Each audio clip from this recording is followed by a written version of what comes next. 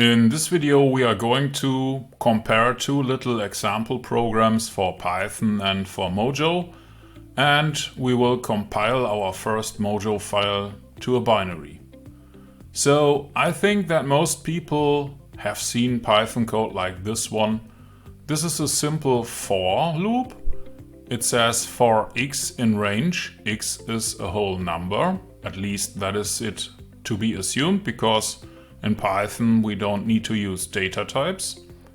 And while that is in a range of the number here, we are going to print out x is now and the value of x. And afterwards we are going to increase x by the current value and add 1.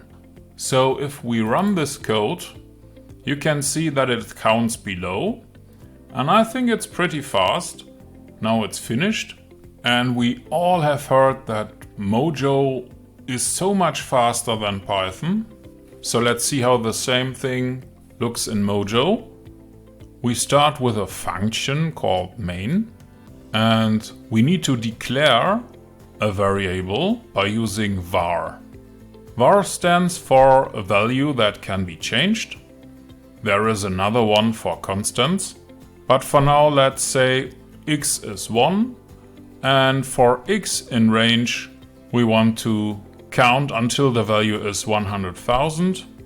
And we will print the same x is now and the value of x before we add 1 to x. Now let's clear this one and run the count Mojo file. And you see it's also counting at a high speed.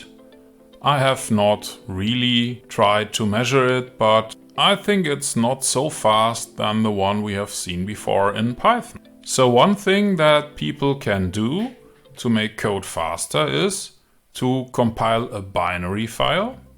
And that is done by using Mojo build as a command, followed by the file name, which is count.mojo. And now we should see a compiled version. So let's type in ls to list the files. And this green one here is a binary that has been compiled. We can run it by typing in /count. And sure enough, it starts to count. So this still is not looking as if it is much faster. And there are reasons for that, because Mojo offers some things that Python doesn't have to offer. So we can specify a type here. And you see when I try to type integer, there are several types that I can pick. One is int, one is int8, one is int16. And these are the number of bits that we need to calculate. So let's pick an int8. We need to save the file. Let's clear the terminal and rebuild the file here. There we are. And let's retry and let it count again. And it seems to be a little bit faster than before.